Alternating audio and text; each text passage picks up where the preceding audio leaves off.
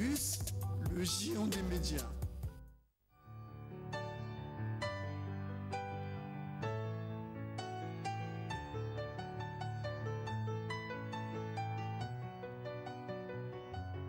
Suivez TPT Plus sur 575.25 MHz. TPT Plus, le géant des médias. Tout de suite, émission.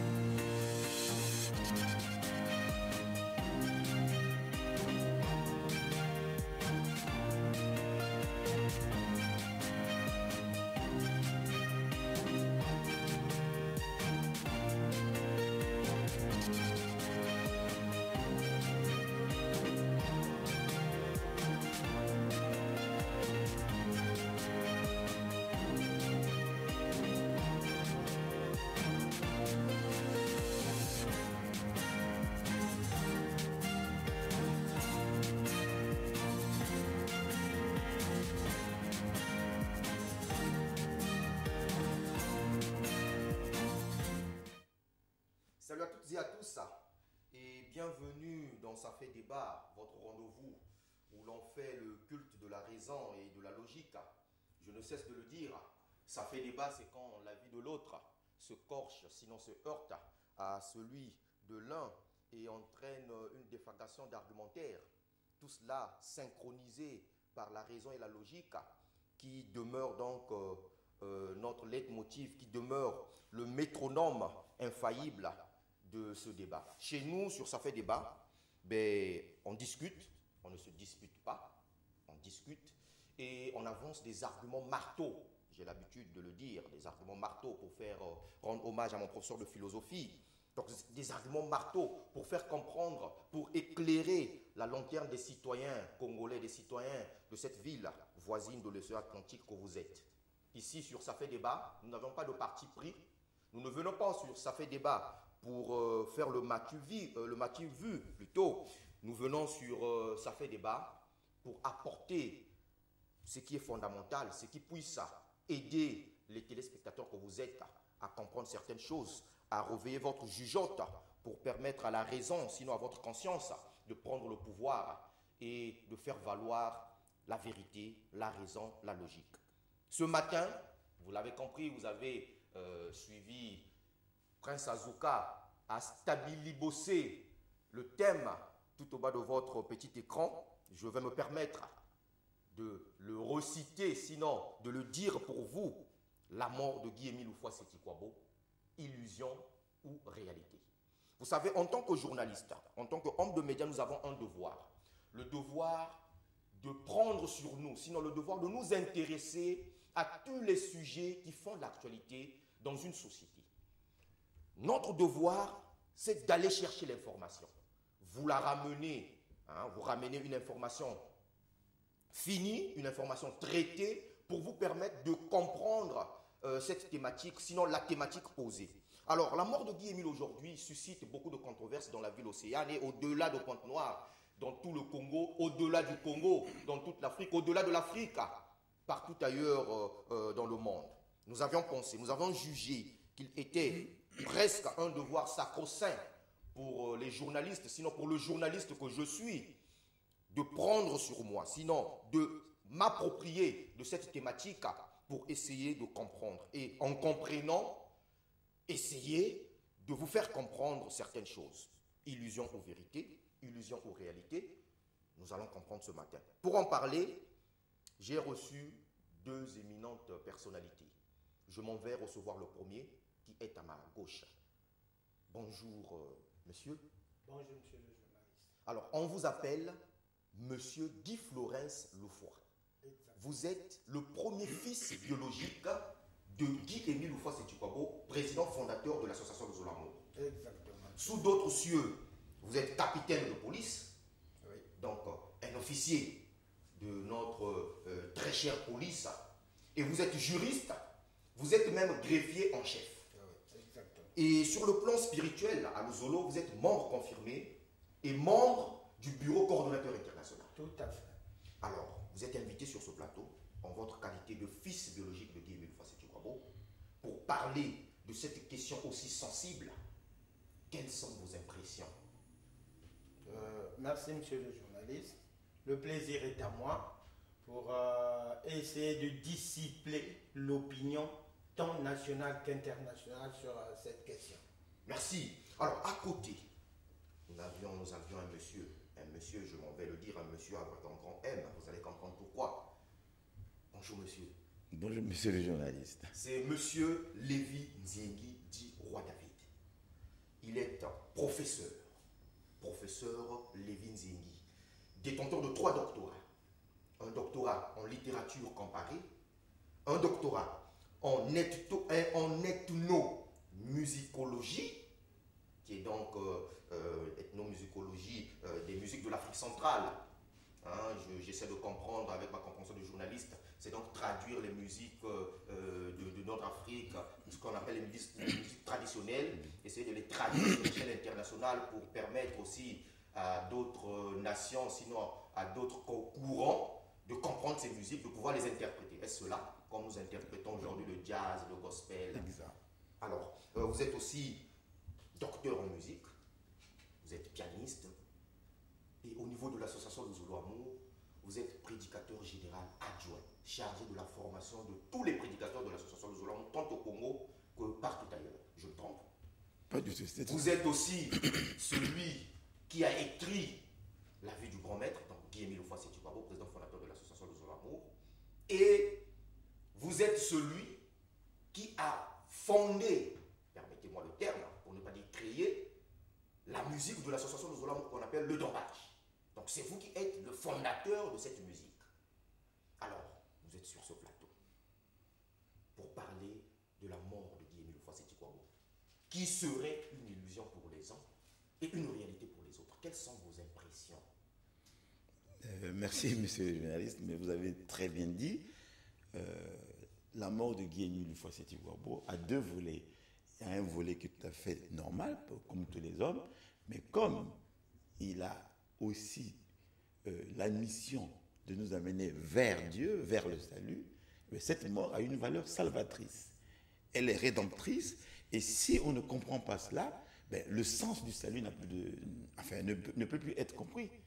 Voilà pourquoi j'insisterai beaucoup plus, en tant que prédicateur général adjoint, sur la valeur propitiatoire, expiatoire de cette mort.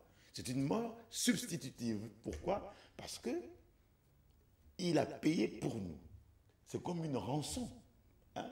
Or, si nous ne comprenons pas ça en tant que lusolifiés, ben à ce moment-là, ça ne sert à rien de dire que c'est un grand maître. Alors, si nous ne comprenons pas ça, ça ne sert à rien, vous comprenez. Monsieur Lévi Nziengi, permettez-moi de vous appeler monsieur, parce que je préfère vous appeler monsieur. Sous d'autres cieux, à Luzolo, on vous appelle le frère. Je vous appelle monsieur sur ce plateau.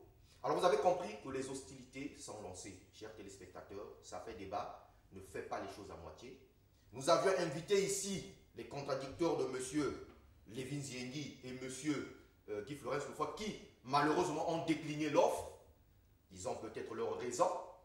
C'est pour vous montrer que sur ça fait débat, nous ne sommes pas parti pris. Mais comme ils ne sont pas venus, on va faire avec ceux qui sont là. Et on va aller dans le développement.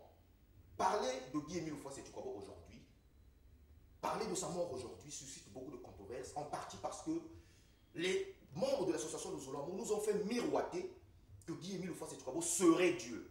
Que Guy-Émile Fassé-Tukwabo est Dieu. Alors que ces mêmes membres de l'association de Zulu Amour reviennent aujourd'hui pour nous parler de la mort de celui qui considère comme Dieu, c'est de la mer à boire.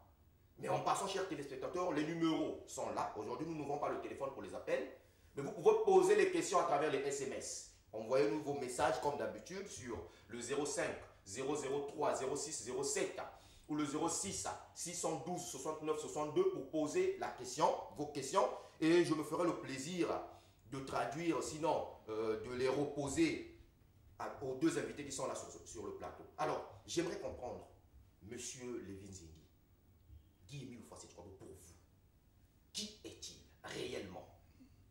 Bien, je peux parler dans les deux dimensions. Il est d'abord un homme, puisqu'il a mis au monde des enfants, on l'a vu, on l'a rencontré, on l'a touché, on a causé avec lui.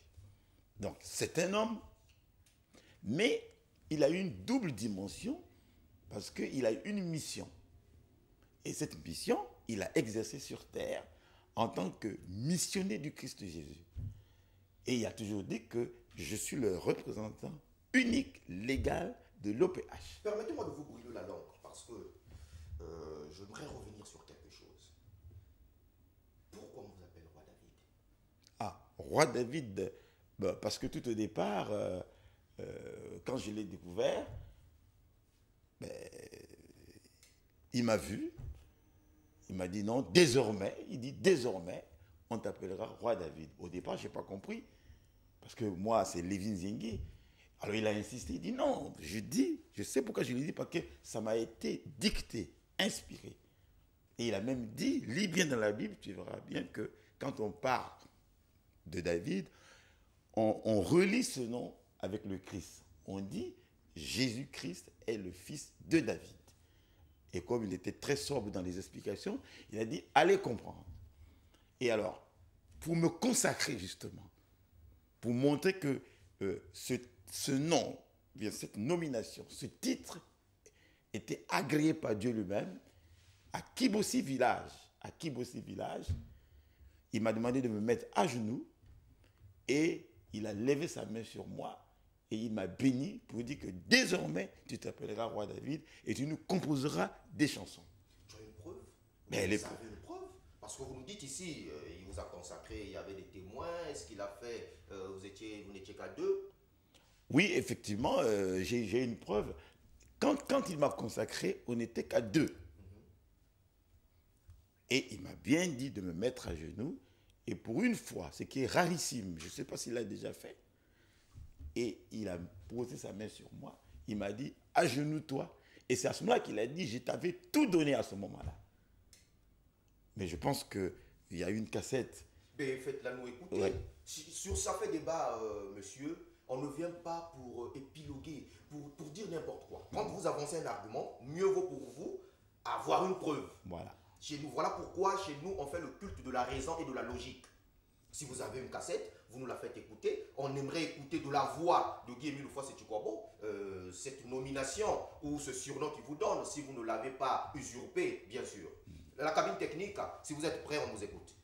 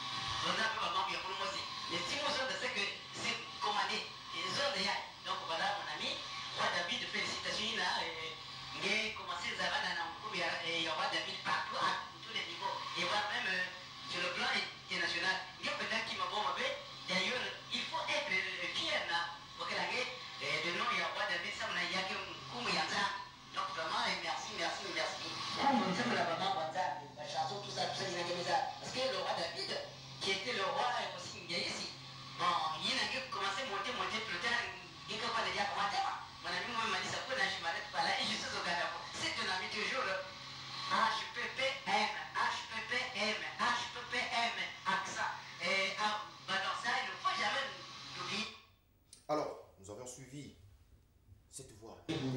Mais il y a un détail aussi, parce que là, vous n'avez pas entendu ce qu'il avait dit, qu'il m'avait mis à genoux et il a levé la main. Bon, ça, c'est très important. Je pense qu'on peut écouter ça aussi.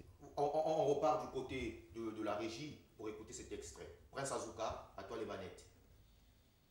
Effectivement, mon ami, je te l'avais dit à Kibossi Village. Il m'a dit que ça, quand il roi David, nous avons un nom mignos.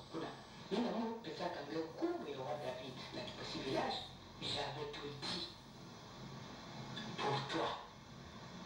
C'est la bénédiction, si elabvenilage ya kibuki ya tutu ya mazuru muzonzaka nyoso kuda ina muzonzaka ngekivanga jino muvadaka jino mutulaka libo ya muno na uzuri chwade muvada sabia muvada sota ina musalaka ya fanaka ya kurutila ya bambula na bambula ya bashira sula ya na bashira tina nzana kifutuka funa kunduje betiyos.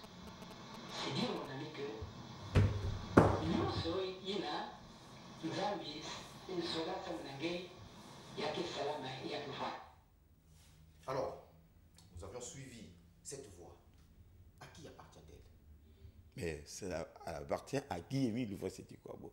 Authentifié, vérifié, Oui. c'est bien la voix de Guy-Émile Louvois-Seti-Kouabo. Et tout à fait. De toute façon, son fils est là devant moi. Je crois qu'il se souvient même de la voix de son père. Monsieur Lévin Zengi, quelle est la relation que vous aviez avec le président fondateur de l'association de Zolo Amour? Et quelle est la relation? Puisque quand on parle de Guy-Émile, il y a deux dimensions. C'est ce que vous venez de nous répéter dans votre introduction. Il y a la dimension humaine, donc son humanité, et la dimension céleste, donc sa divinité. Alors, quelle est la relation d'abord humaine que vous aviez avec le président fondateur de l'association et quelle est la relation spirituelle que vous entretenez avec lui? Alors, tout à fait, parce que un grand maître, un homme de Dieu, il est toujours inspiré. Et lorsque nous avons fait sa connaissance, il avait été attiré par ma façon de travailler. Quand il parlait, j'enregistrais ses enseignements. Partout où il allait, j'enregistrais. Et puis à un moment donné, je mettais en musique ce qu'il disait. Et il s'étonnait, il disait, mais tiens, mais j'ai dit ceci hier, et puis le même enseignement revient sous forme de musique. Et à ce moment-là, il avait compris que je m'intéressais beaucoup plus à son enseignement. Et à ce moment-là, il y a eu comme une sorte d'affinité, de relation, et il avait commencé à me parler. Et au moment où je vous parle, j'ai 4 malles de cassettes de Guy-Émile Louvois-Seti-Kouabo. 4 balles, n'est-ce pas exagéré? Non, pas du tout. Parce que ici au Congo, même à Pointe-Noire, mais les frères qui m'ont aidé justement pour l'envoi de ces cassettes en France sont là. Ils savent bien qu'il s'agit de 4 balles de cassettes. Et lui-même, il en parle de toute façon. Donc c'est à ce moment-là qu'il a commencé à travailler avec moi et à me mettre en contact avec les frères et sœurs. Mais non, en tant qu'esprit de vérité, Oui. quelles sont vos relations? Bon, en tant qu'esprit de vérité, je peux dire que comme il avait vu que je m'intéressais au chant, il a montré ceci, que le chant spirituel est toujours en rapport avec la parole. Et il a commencé maintenant à me parler de sa vie. Il dit, c'est toi qui vas écrire désormais ma vie. Et à ce moment-là, il a commencé à me parler de sa vie depuis qu'il était dans le ventre de sa mère, jusqu'au moment où il est né et jusqu'au moment où il nous a quittés. Et chaque fois, quand je parlais de lui, je lui envoyais les cassettes, les écrits, et il les suivait à la loupe. Donc au moment où je vous parle, ben, c'est moi qui ai écrit le Larousse spirituel de Guy-Émile Louvois-Seti-Kouabo, c'est-à-dire sa vie, ensuite son enseignement, sa doctrine et son œuvre. Donc je suis son écrivain, je suis sa plume, je suis son confident. Et je l'ai toujours été. Alors, maintenant que vous venez de nous dire, de nous expliquer, de nous élucider sur vos relations avec Guy-Émile Louvois-Seti-Kouabo, dites-nous qui est-il réellement? Voilà. Alors, il est bien évident que en quelques minutes, il est quasiment impossible, avec les mots de la langue française, d'expliquer à l'être humain la divinité et l'humanité de l'homme-dieu. C'est difficile. Mais on peut quand même, en quelques mots, donner une vision globale de cette double personnalité. Il est qui? Il est Dieu, fait homme. Donc il y a 2 dimensions. Dieu pourquoi? Parce que ceux qui suivent son enseignement savent qu'il disait « Je suis né, moi, Guy-Émile Louvois-Seti-Kouabo, à la seconde, à la minute et à l'heure du Saint-Esprit. » Vous comprenez? C'est une façon tout à fait voilée de dire qu'il est Dieu. Parce que celui qui naît à la seconde Et vous pensez que cet argument suffit pour dire, sinon pour déduire qu'il est Dieu? Mais oui, dans le sens qu'il l'a dit, et puis il l'a dit à moi, il dit, mon ami, il faut attendre, quand le moment viendra, je vais me révéler. Donc, je vois que ceux qui m'écoutent sont surpris, parce qu'il disait, ben, c'est en 2005 que Papa Émile s'est révélé Dieu. Oui, mais à moi, il l'avait déjà dit. Il avait déjà dit que je suis l'esprit de vérité. Mais tu n'as pas le droit de le dire, tu attendras seulement lorsque le moment viendra. Et d'ailleurs, de toute façon, actuellement, c'est moi qui ai écrit sa vie, c'est moi qui ai écrit son testament. Il m'a raconté toute sa vie jusqu'à sa mort, depuis 89, mais je n'avais jamais rien dit. C'est lorsque le moment est arrivé que j'ai commencé à mettre à la disposition des frères et sœurs les DVD. Et tout le monde était surpris. Mais comment depuis 89, il avait gardé cela? Monsieur Lévizini, oui. Revenons sur ce qu'est Guy-Émile Lefrançois réellement. Vous nous avez dit qu'il est Dieu parce qu'il est né à l'heure. Je trouve que c'est un argument faible, léger, qui ne pèse pas. Parce qu'il est né, bon, moi aussi demain je vais me réveiller, je vais dire à ma petite amie que moi je suis né à l'heure et à la minute du diable. Et puis donc ma petite amie fera de moi Lucifer, le diable. D'accord.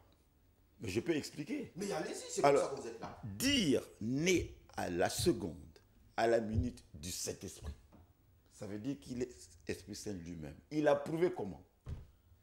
Il a toujours dit, je ne dépends pas de moi-même. Ça au moins, tous les Lucifer connaissent cette phrase-là.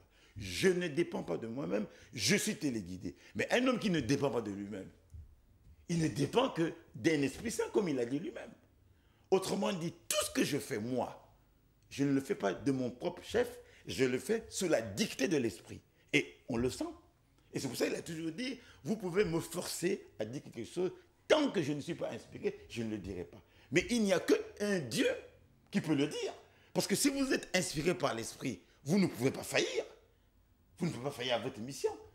Et ensuite, lui-même, il a confirmé cela le 5 octobre. Il a dit, si vous voulez savoir qui je suis, lisez dans Jean 16, de 10 à 15, où on dit bien l'esprit de vérité. Or, qui dit esprit de vérité? Dit Dieu, puisqu'il n'y a pas trois dieux, il y a un seul Dieu. Dieu le Père, Dieu le Fils, Dieu le Saint-Esprit. Vous me direz, mais pourquoi il n'a pas dit Dieu tout court? Mais oui, mais puisqu'il y a les trois dimensions. Il y a Dieu le Père, Dieu le Fils.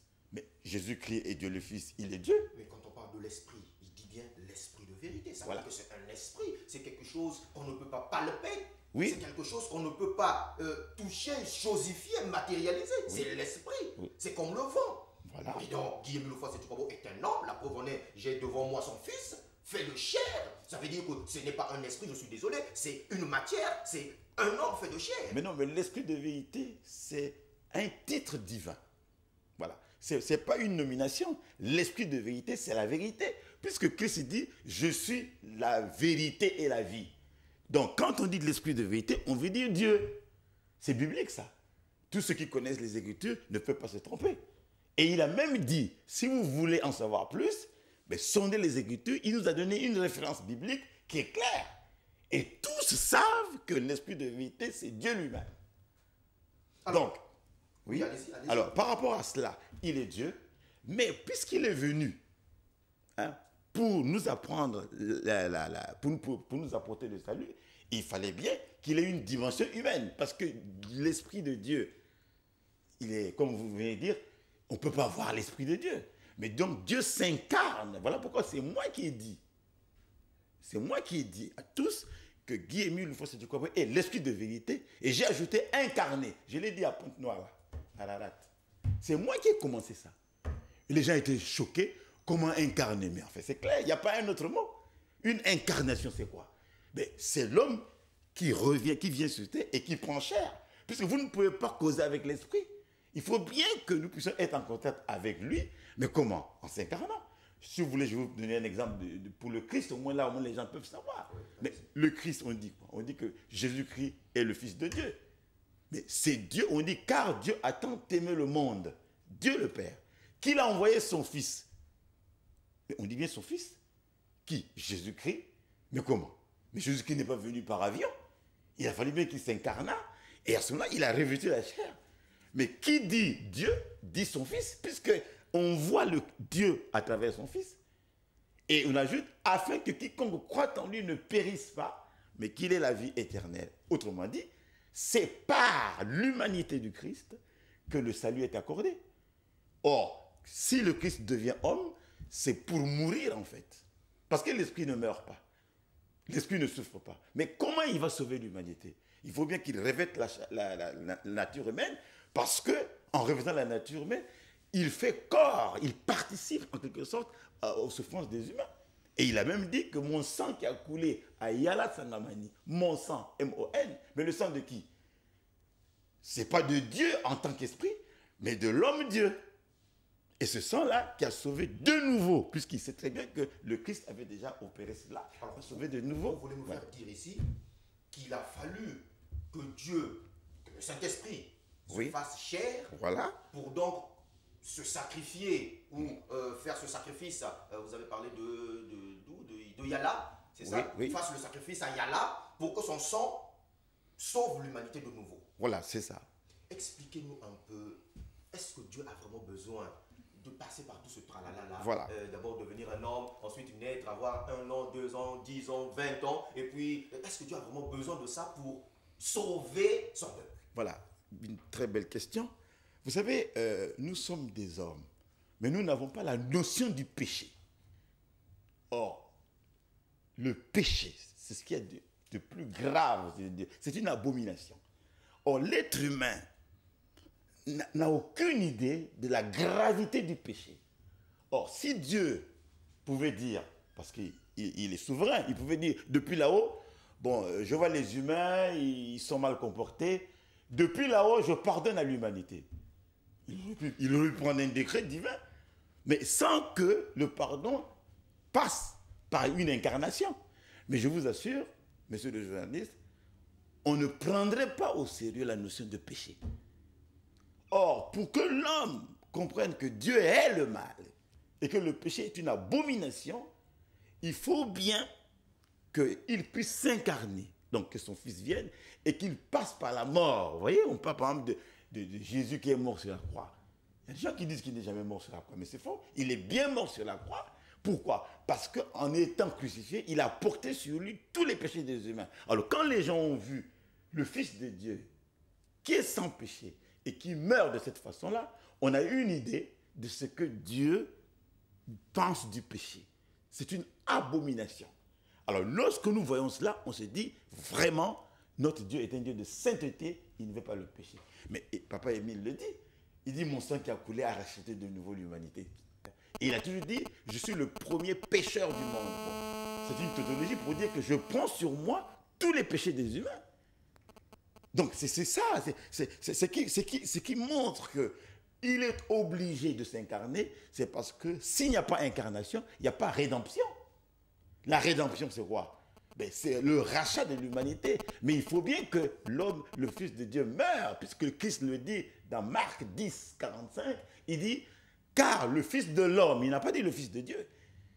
Parce qu'il voit ici, Dieu homme, le Fils de l'homme, est venu sur terre, donc incarnation. Il est venu sur terre pour être, il dit, non pas pour être servi, mais pour servir. Il devait s'arrêter là. Le service, ça suffit. Mais ce n'était pas sa mission.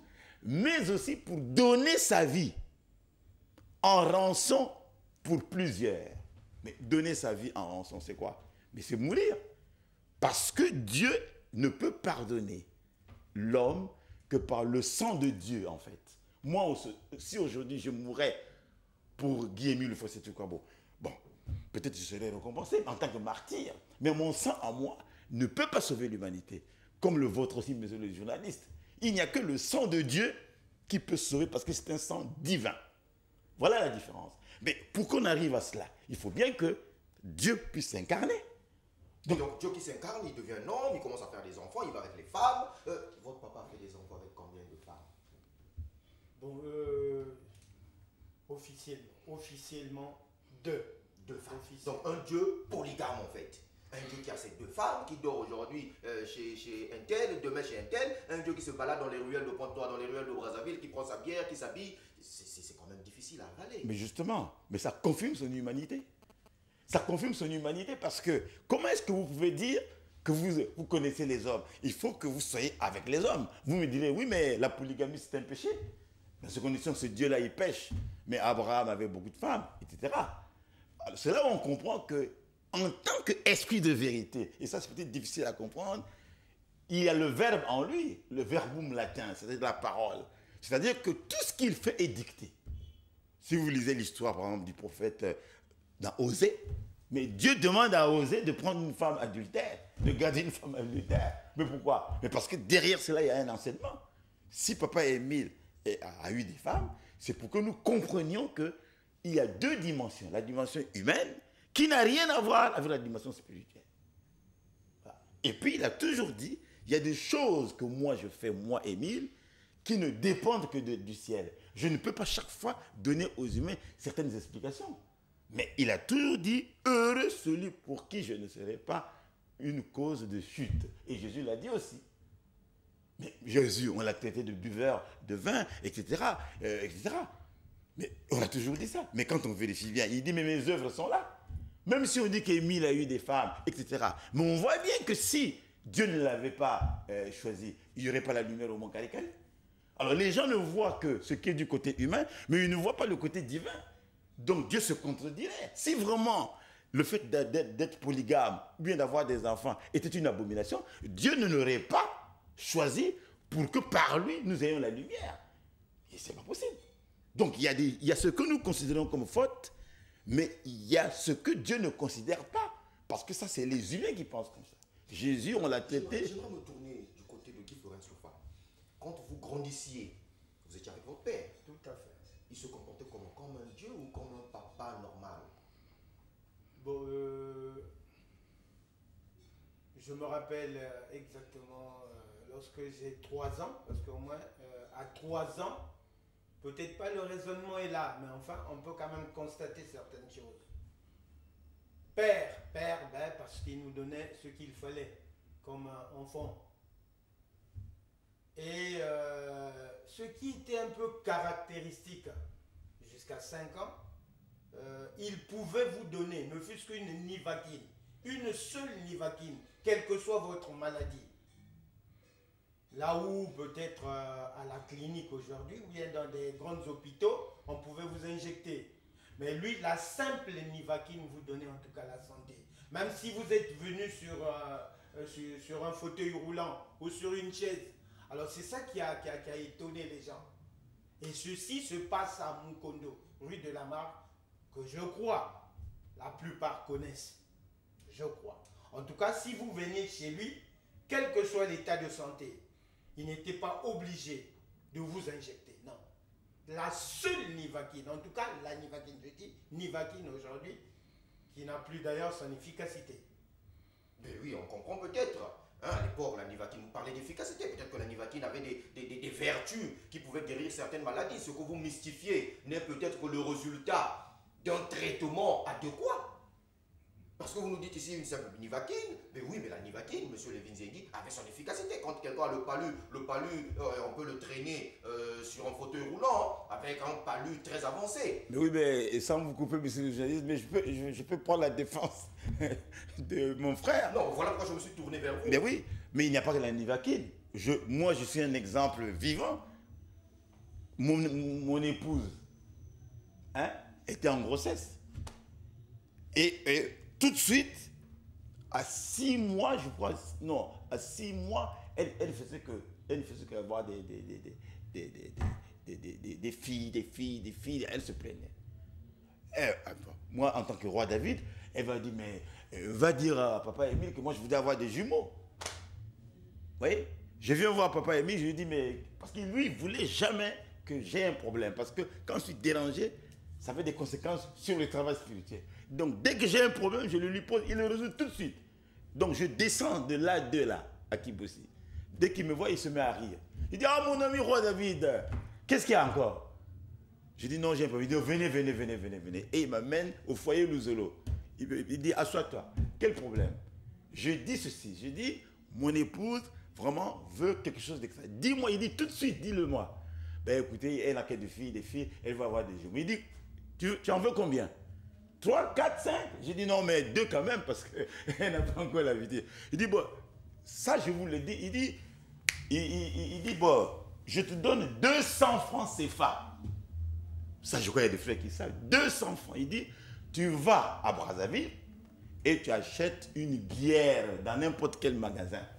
Et tu donnes cette bière-là à ton épouse. Terminé. C'est ce qui s'est passé. Et elle a fait des jumeaux. Madame, bien sûr, moi j'ai des jumeaux ici au Congo. À Pointe-Noire d'ailleurs. Ils sont ici. Déo et Bénédictus. Et c'est Émile qui les a fait passer membres. Bon, il y a encore un autre exemple. C'est que quand il était en grossesse de Séti Promet, à 6 mois, la décision médicale dit, madame, vous n'avez plus le droit de bouger parce que le col est ouvert à 6 mois. Je le vois, il dit, mon ami, dites à votre épouse de porter les hauts talons, ce qui est bizarre. Donc, c'est comme s'il désobéissait à la décision médicale et qu'elle aille à l'université. À 6 mois, il dit, si l'enfant ne naît pas, je ne suis pas Émile. Il est bien né et je lui ai donné le nom de Séti Promet, c'est-à-dire la promesse de Séti. Mais les gens sont un nombre impressionnant. Revenez sur l'humanité de Guy Émile. Oui, d'accord. C'est important. Oui. Très important. Oui. Dieu, homme. Voilà. J'essaie de m'imaginer ce que moi je fais en tant qu'homme. Oui. Et j'essaie d'imaginer ce que Dieu en tant qu'homme pouvait faire. Dieu sur une femme, Dieu en train de manger le poisson salé aux aubergines, Dieu en train de jouer au football, Dieu en train de se balader avec ses copains, en train de parler de tout et de rien. Ça fait frémir, ça fait peur ça. D'accord. Mais ça, c'est une dimension ordinaire. Quand on parle de l'humanité, c'est sur le plan relationnel, c'est-à-dire en tant que médiateur. C'est-à-dire, je donne un exemple, prenons un exemple du football par exemple. Hein. Mais on a assisté à un match ici, ou bien, je ne sais pas demain, mais il y a un arbitre quand même. Il y a 2 équipes. Mais pour s'accorder, il faut bien qu'il y ait un arbitre, un intermédiaire, qui fasse qu'il puisse communiquer avec les 2 parties, sinon le match va bien se terminer. Donc si on applique ça à la vie spirituelle, le médiateur, c'est celui qui est entre Dieu et les hommes. Vous voyez? Donc il faut qu'il soit à la fois homme et Dieu. Dieu pourquoi? Parce qu'il est en relation avec le Père, parce que le Père ne peut pas approcher les hommes. Il est obligé d'approcher les hommes par le biais de son Fils qui est Dieu. Donc Dieu nous parle, Dieu nous approche, nous les hommes, par son Fils. Mais pour cela, il faut que le Fils soit homme. Mais en étant homme, il n'est pas obligé de faire tout ce que les hommes font. Mais justement, il dit lui, il dit, bien que je fasse tout ce que font les gens, je mange, j'ai des femmes, il dit ça. Il dit, même à cause de ma mission, je suis différent. Donc il dit, je suis sur terre, je suis un homme de la terre, je suis sur terre, mais je ne suis pas un homme de la terre. Bien que sur terre, je ne suis pas un homme de la terre. Autrement dit, il veut que nous distinguions l'homme qui est sur la terre et puis l'homme qui a la mission de servir de médiateur entre Dieu et les hommes. Voilà la différence. Alors, parlons de la mort. Oui. Vous avez dit ici qu'il aimait les dieux. C'est quand même aberrant, c'est quand même gravissime de dire que Guy-Émile Houphouët-Boigny serait mort. Dieu, vous nous dites qu'il est Dieu. J'apprécie. Mais à côté de cela, vous nous dites qu'il est quand même mort. Ça veut dire qu'il est mort, enterré quelque part, dans un cercueil, enseveli. Vous êtes en contradiction avec la divinité de cet homme que vous avancez ici. Mais justement, comme je vous ai dit, monsieur le journaliste, Jésus dit, le Fils de l'homme, il est venu pour, P-O-U-R, mourir. C'est bien dit, pour mourir. Donc, il faut bien que la mort existe, simplement pour que par la mort, l'homme puisse être sauvé. C'est ça le but. Donc, quand on parle de la mort de Guy-Émile Houphouët-Boigny, ce n'est pas une mort ordinaire, c'est une mort substitutive, expiatoire. C'est par la mort que l'homme est sauvé.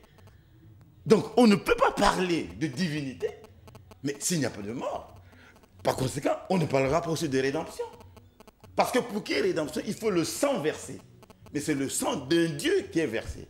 Donc, il faut bien qu'il passe par la mort. Voilà pourquoi il s'appelle Guy-Émile, d'abord j'explique, Guy-Émile Houphouët-Boigny. Ça veut dire, Guy-Émile Houphouët-Boigny, c'est le nom qu'on lui a donné à sa naissance. C'est comme Jésus, on l'appelait Jésus. C'est le nom qu'on lui a donné à Bethléem, dans la crèche de Bethléem. Mais il était en même temps Dieu, par le mot Christ. Christ, ça veut dire loin de Dieu, le Messie. Donc en Jésus-Christ, il y avait l'homme, Jésus, et il y avait Dieu, Christ. De même, en Guy-Émile Ufossétukwabo, il y a l'esprit de vérité, Dieu, et il y a Guy-Émile Ufossétukwabo, homme. Mais il faut bien qu'il soit homme, sinon le sang ne peut pas couler. Parce que Dieu, pour nous pardonner, a besoin du sang divin. Or, le sang divin ne peut couler que si Dieu s'incarne. J'aimerais que vous reveniez. Nous sommes là pour faire comprendre les messages arrivent en grande pompe. C'est la première fois qu'en moins d'une heure d'émission, je suis déjà à 38 messages. Ça veut dire que les gens veulent comprendre. Mais la majorité des messages que je reçois, les gens nous disent, mais comment Émile semble-t-il Esprit Saint? Oui. Et semble-t-il Esprit Saint, ce qu'on a du mal à croire. Et puis quand vous nous dites ensuite qu'il est mort. Alors revenez sur les similitudes entre la vie de Jésus, qui est Dieu, considéré par la plupart des chrétiens aujourd'hui comme étant Dieu, mais qui a quand même connu la mort physique. Revenez sur les similitudes. Voilà. Je voudrais, parce que moi je comprends, mais les téléspectateurs qui sont à la cité n'ont peut-être pas l'esprit aussi pointu que moi. Ce n'est pas de l'orgueil, c'est de l'exemple, c'est pour ça que je suis journaliste. Moi je comprends vite. Mais les gens à la cité n'ont peut-être pas compris. Revenez sur ça de façon claire, s'il vous plaît. Voilà. Je peux m'inspirer de l'entretien de Jésus avec Nicodème. Je crois que ceux qui lisent les Écritures savent bien que dans Jean 3, on en parle. Mais Jésus dit à Nicodème, car Dieu a tant aimé le monde. C'est Dieu. Le monde, c'est l'humanité. Donc l'amour de Dieu et de l'humanité, c'est quelque chose d'abstrait. Mais pour que ça soit concret, qu'est-ce qu'il fait? Il envoie son Fils, qui est Jésus-Christ, pour que quiconque croit en Jésus ne périsse pas, mais qu'il ait la vie éternelle. Mais Jésus arrive, il fait des miracles, il fait beaucoup de choses. Mais ce n'est pas par le miracle que forcément il va sauver l'humanité. Il dit que je suis venu pour mourir. Le Fils de l'homme est venu pour donner sa vie. Il meurt. Tout le monde sait que Jésus-Christ est Dieu, mais on n'a jamais dit que c'est un scandale d'apprendre que le Fils de Dieu est bien mort sur la croix. Ça, tout le monde le sait. Tous les croyants le savent. Mais ils vont dire, mais comment ça fait que Jésus-Christ, qui est Dieu, va encore mourir? Mais parce que c'est sa mission. C'est la mission du Christ, mourir pour sauver l'humanité. Vous me direz, mais pourquoi ça? Mais parce que Dieu est saint. Dieu, pour approcher les hommes, il faut que ces hommes-là soient devant lui sans tache, irréprochables. Or, l'homme ne peut pas de lui-même se sauver parce que nous sommes nés pécheurs. On est nés pécheurs. Quels que soient nos efforts, on ne sera jamais irréprochable devant Dieu. Mais c'est le sang de Dieu qui purifie l'être humain. Et lorsqu'on se retrouve devant Dieu, à cause de ce sang purificateur, Dieu nous considère justes et justifiés. Ça, c'est clair pour Jésus-Christ. Mais on peut appliquer ça pour Guy-Émile Ufossétukwabo. Parce qu'on l'envoie sur terre. Guy-Émile Ufossétukwabo, missionnaire du Christ de Jésus. Autrement dit, il continue la mission secrète de Jésus-Christ. Il arrive. Il dit bien que je suis né à la seconde minute. Autrement dit, je suis l'esprit de vérité. Il s'est révélé en 2005. Mais être l'esprit de vérité, vous ne pouvez pas toucher l'esprit de vérité au vrai sens. Donc, pour que lui aussi, il réalise la mission du Christ, il faut bien qu'il s'incarne. D'où le nom de Ufossétukwabo, c'est-à-dire la mort, la mort. Mais les gens ont mal compris ça. Ils ont dit, la mort, arrête-toi. Non, ce n'est pas ça. C'est-à-dire que la mort arrivera. Mais pas pour l'instant. Fais d'abord ta mission et tu la termineras par la mort. C'est ça que ça veut dire. Ufossétukwabo. C'est son père qui lui avait donné ça. Mais ça, en tant qu'homme. Mais sinon, l'esprit de vérité en tant que Dieu. Mais pourquoi il faut qu'il meure? Mais il dit, mon sang doit racheter l'humanité. Vous me direz, mais oui, mais Jésus était mort. Ça ne suffit pas. Le sacrifice de Jésus pouvait suffire. Mais oui, mais vous êtes sûr, monsieur le journaliste, que la mort de Jésus-Christ a fait que tout le monde soit sauvé? Ça m'étonnerait. Et même pour Guy-Émile Ufossétukwabo, sa mort ne veut pas dire forcément que toute l'humanité sera sauvée. Il faut encore qu'il y ait un acte de foi, que les gens croient effectivement qu'il est l'homme de Dieu. Jésus n'a pas dit que je suis venu pour sauver le monde entier. Il dit pour plusieurs. Donc il y a une chose, la mort, elle est salvatrice, mais il faut que l'homme croie à la valeur. Pourquoi la Bible dit celui qui croit en la mort et en la résurrection de Guy-Émile Ufossétukwabo recevra la grâce. Voilà. Donc il ne faut pas seulement avoir une connaissance intellectuelle. Et voilà pourquoi c'est un scandale retentissant. Quand les gens disent qu'il ne peut pas mourir. spirituellement, en tant que Dieu, il ne peut pas mourir puisqu'il est esprit. Mais par rapport à la mission qui consiste à sauver l'humanité, mais la mort est plutôt une délivrance. Alors, monsieur Levinzengi, une question, vous allez répondre par un oui ou par un non. Voilà. Guy-Émile est-il réellement mort, oui ou non? Mais bien sûr, sur le plan physique, je dis bien, il est bien mort. Mais en tant qu'esprit, il dit, je sillonne le monde entier par mon esprit. Mais il faut bien que cette mort-là soit expliquée, parce que s'il n'y a pas de mort, il n'y a pas rédemption. Et finalement, il n'y a pas ascension. Parce que les gens disent que, là encore une similitude, Jésus est bien mort. Mais vous ne pouvez pas parler de la résurrection de Jésus sans sa mort. Vous ne pouvez pas parler de l'ascension de Jésus sans sa mort. Vous ne pouvez pas parler de l'exaltation de Jésus, donc assis à la droite de Dieu sans sa mort. C'est-à-dire que la mort devient un point de doctrine incontournable. Sans ça, l'évangile ne s'explique pas. Enlever la mort dans la vie du Christ, le christianisme n'a plus de sens. C'est clair qu'il n'y a même pas de tergiversé. Vous voulez nous dire qu'enlever la mort dans la vie de Guy-Émile Houphouët-Boigny, ça n'a plus de sens. Ça n'a plus de sens et je le dis net. Parce que je n'ai pas encore publié le Larousse, mais lorsque les gens liront le Larousse, ils comprendront. Alors, merci, vous avez répondu à la question. Ma curiosité de présentateur d'émission, une grande émission qui nous impose la culture générale, m'a poussé à m'informer, à s'informer. Et je retiens cette phrase. Guy-Émile Houphouët-Boigny dit « Quand je ne serai plus, ce sont les membres confirmés qui ont assimilé la leçon ou les enseignements qui vont prendre la relève. » Ça veut dire quoi? Quand il ne sera plus, quand il ne va plus s'intéresser de la gestion de l'association, ou quand il sera en repos, peut-être en retraite, en vacances, ou quand il ne sera plus de ce monde. Qu'est-ce que ça veut dire, monsieur le prédicateur général? Merci, monsieur le journaliste. D'abord, je vous signale que cette note, c'est moi qui l'ai écrite. Hein. Ah bon? Ah, voilà. Et je dis bien que, sans prétention, toutes les notes circulaires, c'est moi qui les rédigées. Bon, donc, cette note est du 6 novembre 85. C'est moi qui écris.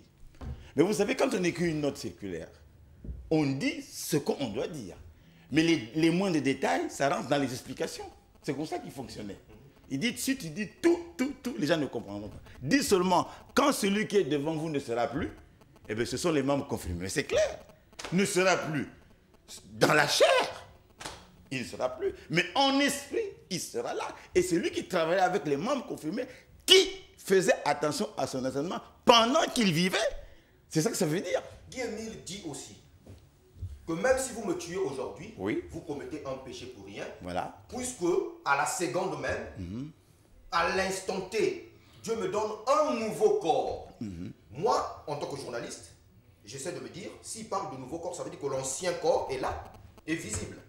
On le tue, l'ancien corps est là, et Dieu lui donne un nouveau corps. Oui. J'ai raison de comprendre comme ça, oui. Ou je me trompe? Effectivement, s'il y a une confusion énorme, et ça c'est malheureux, que les membres confirmés n'arrivent pas à faire le distinguo entre le corps physique et le corps de gloire.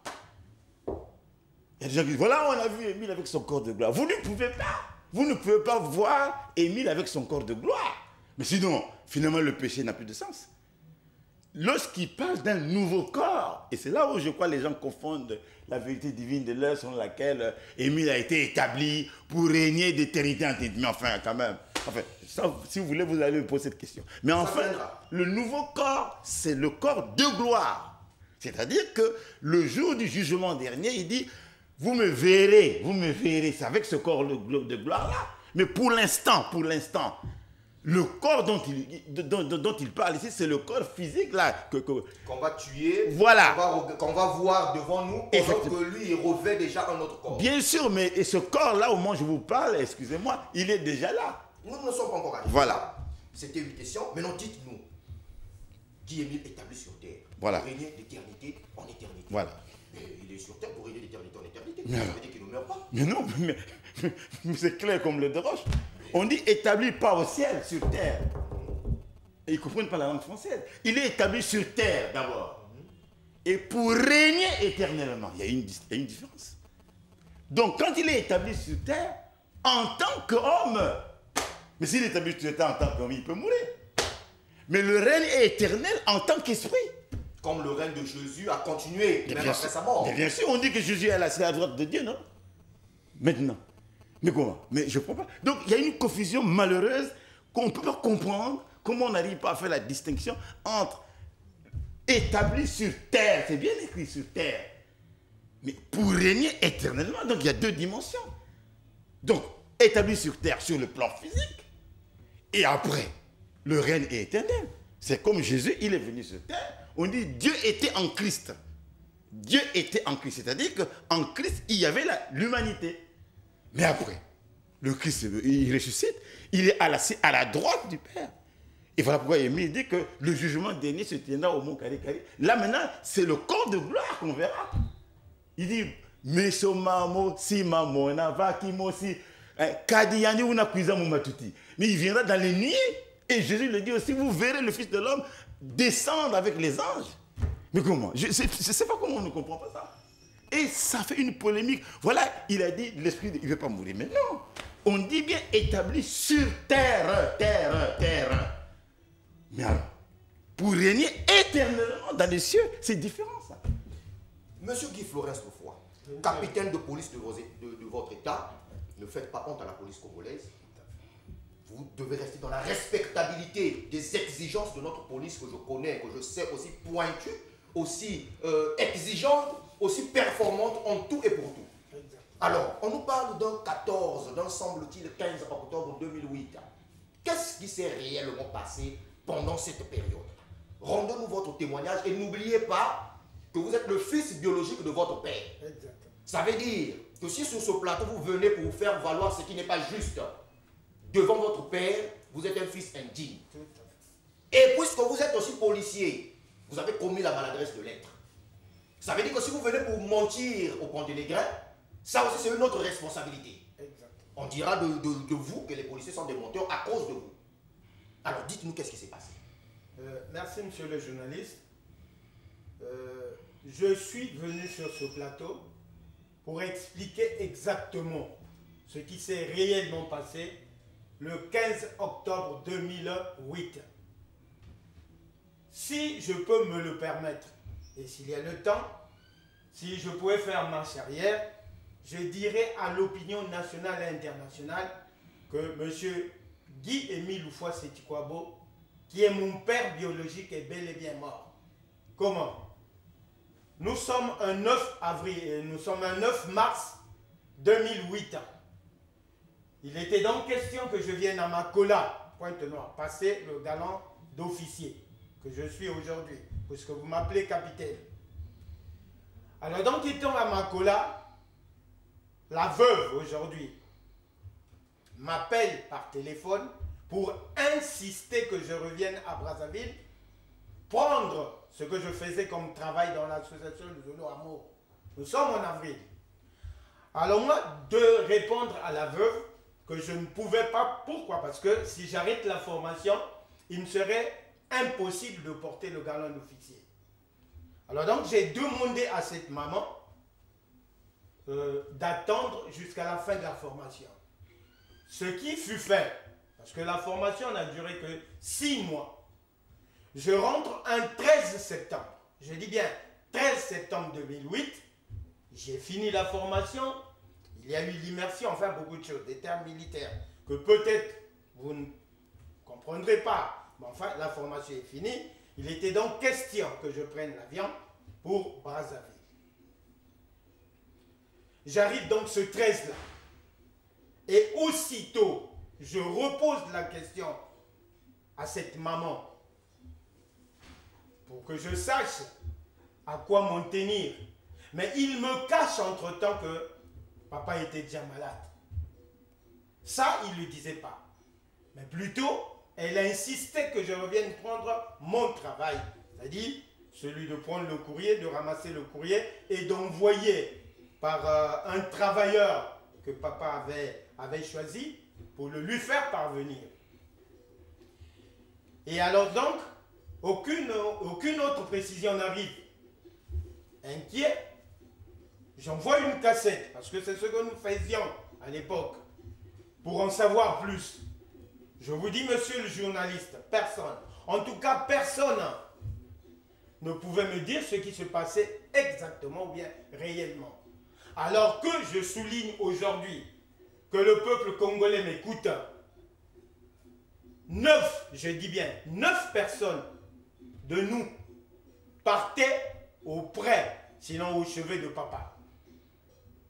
Et si vous me permettez, je peux citer leurs noms ici. Non, ne citez pas les noms, mais dites-nous quand même, ils sont de quelle connotation? C'est-à-dire, ils avaient quelle relation avec votre père, ces gens-là qui partaient au chevet de votre père? Ceux qui partaient au chevet de mon père, c'était une grande sœur qui habite, grande sœur, l'aînée de la famille.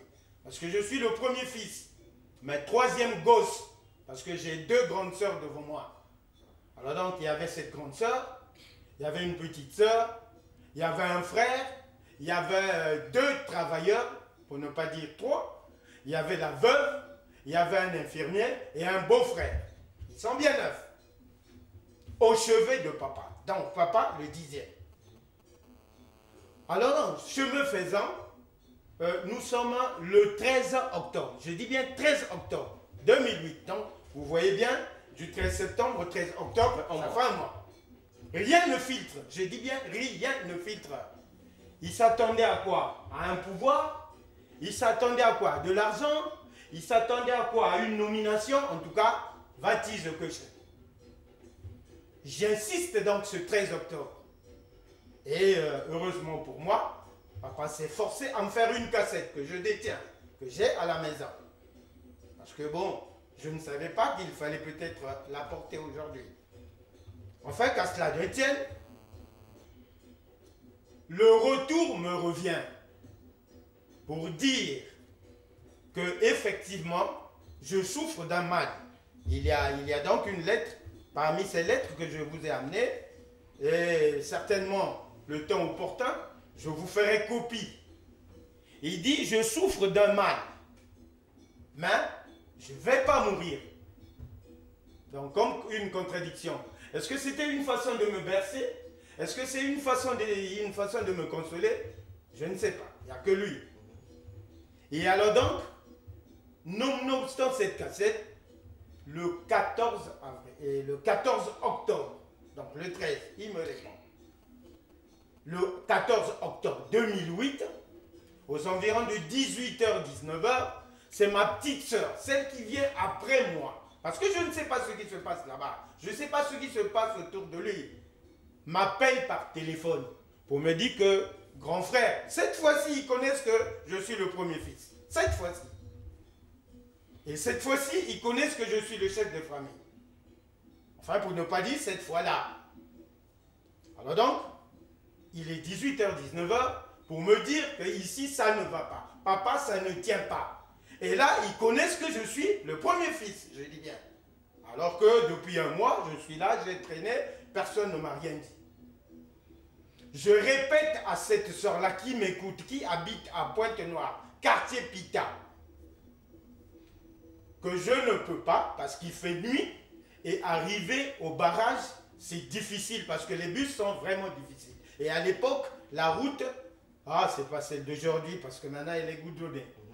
Alors donc je dis, si ça persiste, rappelle-moi demain, très tôt, et à 6h du 15, monsieur le journaliste, à 6h du 15 octobre 2008, le téléphone sonne. Je réponds. Et lorsque je suis en train de demander qu'est-ce qui se passe, il y a des pleurs autour. Quand il y a des pleurs autour, c'est qu'il y a des gens là-bas. Alors donc je suis surpris. Bon, à l'heure là, ou pour ne pas dire, depuis 18h du 14, pourquoi on ne m'avait pas appelé? Pourquoi on ne m'avait pas dit l'exactitude des faits? Et donc quand on vous appelle à 6h, vous faites quoi? À 6h du matin, je me précipite à aller prendre un bus vers, enfin c'est pas de la politique, mais enfin, vers chez Kolela. Vous prenez un bus et puis vous arrivez sur... Voilà, j'arrive sur les lieux avec des indications précises. La sentinelle vient donc m'accueillir pour m'amener là où ils étaient tous. Et curieusement, lorsque je rentre dans la chambre, je dis bien, ils sont 9. 5 femmes, 4 hommes. Tout à l'heure, je vous ai démontré qu'ils étaient bien 9. Et le corps de papa, je dis bien le corps de papa, plus qu'il n'est plus là, était dans un sens Et eux, sur un matelas, dans un autre sens. Enfin, c'était un studio. Alors donc, je rentre. Je me retourne du côté du corps. Je dis bien le corps de Guy-Émile Houphouët-Sétiquabo, comme écrit ici. Il a bien dit, le jour que tu verras mon corps, c'est bien écrit ici, je vous ferai la photocopie. Il dit ceci, si Dieu ne m'amène pas vivant, si Dieu décide autrement que le jour de ma mort ou de mon départ de cette terre, Dieu décide que mon corps soit vu. C'est écrit, monsieur le journaliste. Il décide que son corps soit vu. Oui, si Dieu décide que son corps soit vu, voilà comment tu vas te comporter. Alors donc j'arrive dans la salle, je n'ai pas l'œil médical, mais enfin, ce qui les trompe, c'est qu'il est en train d'écouter la radio Kimonguiste. Il y avait une émission, c'est ce qu'il écoutait toutefois. Il a donc donné le dos, s'il faut les appeler, au public, ou bien à l'assistance. Voilà, à l'assistance. Pendant que la perfusion est en train de passer, perfusion montée par un infirmier. Oui. Un infirmier qui est aussi frère de Luzolo, membre confirmé, que je t'ai le nom. Oui, nous ne sommes pas là pour... Alors donc, je n'ai pas l'œil médical, je dis bien, et je le répète. Je constate que monsieur n'est pas en train de bouger. Donc ce qui revient à dire qu'il les avait trompés, la vigilance. Je demande donc à l'infirmier, sinon assistant, de venir et d'enlever la perfusion qui malheureusement coulait. Alors que quand le corps s'arrête, quand il n'y a plus de vie, c'est difficile que la perfusion coule, sinon c'est une enflure. Là, ce n'est pas le cas. Je demande donc à l'infirmier d'enlever d'arrêter, enlever la perfusion, c'est ce qui fut fait. Et je demande à l'infirmier de le retourner. On l'a retourné, il a fait face au plafond. Et j'ai donc appelé par 3 fois. Papa, moi c'est Guy. Je viens d'arriver parce qu'on m'a appelé. Papa, en tout cas, monsieur le journaliste, il ne répondait pas. Alors j'ai donc vite compris qu'il n'était vraiment plus là. Et ce qui est curieux, c'est que il était déshydraté. Je dis bien déshydraté. La peau presque collée aux os. Donc c'est là où je me suis dit que papa était bel et bien malade il y a très longtemps. Parce que pour celui qui vient de tomber malade, il y a quand même un peu de la chair. Alors donc, je pose la question à celle qui m'appelle. Pourquoi tu ne m'as pas appelé pendant tout ce temps? Il n'y avait aucune réponse. Au cadet, à la veuve naturellement, en tout cas, personne ne m'a répondu. Alors, après, vous faites quoi? Puisque nous sommes conditionnés par le temps. Vous avez et ensuite, puisque je savais ce qu'il fallait faire, si je voyais son corps, c'est bien écrit ici. J'ai donc donné les tâches à chacun de nous. Qui aux pompes funèbres, qui au cimetière, ainsi de suite. Les costumes, tout ça, les cercueils et tout. Et assez souvent, puisque c'est déjà arrivé, j'ai cru au coma. J'ai donc demandé à l'assistance que nous le retenons pendant 3 jours. Alors nous sommes restés avec lui jusqu'au 18 octobre. 18 octobre. Et à 3 h du matin du 18 octobre, parce qu'il ne se réveillait plus, j'ai donc demandé qu'on aille le déposer à la morgue municipale de Makelekele, hôpital de base de Brazzaville, à 3 h du matin. Pourquoi? Parce qu'il ne fallait pas attirer l'attention. Parce que informer que Guy-Émile Houphouët-Sétiquabo est mort, c'était grave. Non seulement pour l'entourage, mais aussi pour tout le Congo. Alors donc vous le déposez à l'hôpital, à la morgue, et puis comment ça se passe? Vous informez les responsables de Luzolo ou vous... Non malheureusement, pourquoi? Parce que vous pourrez aussi lire un peu plus bas qu'il n'avait confiance en personne. Il n'avait confiance en personne. Je dis bien en personne. Pourquoi? Parce qu'en amont, peut-être, aujourd'hui, le commun de mortels connaît le nom de Moutsamboté Laurent. Et puis, Moutsamboté Laurent, pourquoi? Parce que c'est son vouloir. Lui, il voulait que tout se passe après l'attentat de Yalan Sanarani, dans l'anonymat. D'où il me dicte, et son nom, Mounsamboté Laurent, et le nom de sa femme, qui, au lieu de Ntiela Suzanne, s'appellerait, ou bien s'appelait à l'époque, Mpolo Béatrice. Voilà. Alors, j'ai donc... je parlais du temps, nous sommes conditionnés par le temps. Oui, alors donc... Prendre cela aussi dans une dimension spirituelle, et je vais revenir du côté du roi David. J'aimerais comprendre. Donc, vous l'enterrez. Oui. Vous êtes en 2008. Pourquoi avoir attendu 10 ans avant de dire aux gens qu'Émile n'est plus? C'est quand même suspect. Quelqu'un meurt en 2008, oui. Vous allez l'enterrer d'abord en catimini, oui. Et puis vous attendez 10 ans pour revenir nous divertir qu'Émile est mort depuis 2008. Qu'est-ce qui s'est passé pendant ces 10 ans? Pourquoi avoir attendu tout ce temps? Bon, tout à l'heure je disais ceci, qu'il avait bien voulu qu'on l'enterre sous l'anonymat, pour plusieurs raisons. Si je peux me permettre de revenir en arrière, je parlerai de 1968. Je parlerai de 1978, parce que ici, on avait aussi attenté à sa vie. Je parlerai de 2002, finalement, où aucune poursuite judiciaire n'est engagée. Alors, devant tout ce spectacle, il s'est donc permis de me dire que ce jour-là, si le jour peut arriver, soit un déplacement, soit une circonstance n'importe laquelle, tu m'appelles Mounsamboté Laurent. Ça, c'est un fait. Et le deuxième fait, pourquoi 10 ans? En décembre, je dis bien décembre finissant, 2008, j'arrive à Pointe-Noire pour annoncer à ce chef-là que responsable de Pointe-Noire, Guy-Émile Loufoua-Siti-Kwabo est bel et bien mort, voici les papiers. Il dit non, c'est pas le moment. C'est pas le moment, on va d'abord attendre parce que... Quand vous arrivez à Pointe-Noire, la direction de l'association de Zola Monsé à Brazzaville, il y a tout, j'aimerais dire, le cerveau de Zolo à Brazzaville. Il y a le BCI dont vous ne faites pas membre, d'autres vous êtes membre plutôt, il y a le délégué permanent. À vous n'avez pas passé l'information, vous quittez 510 km pour le faire à Pointe-Noire? Oh si, monsieur le journaliste, parce que après les chefs de Pointe-Noire, je vais donc dire au chef de Brazzaville. Sinon, ensuite, chef de Brazzaville. Et puis enfin, s'il faut parler ainsi, le délégué permanent du président fondateur.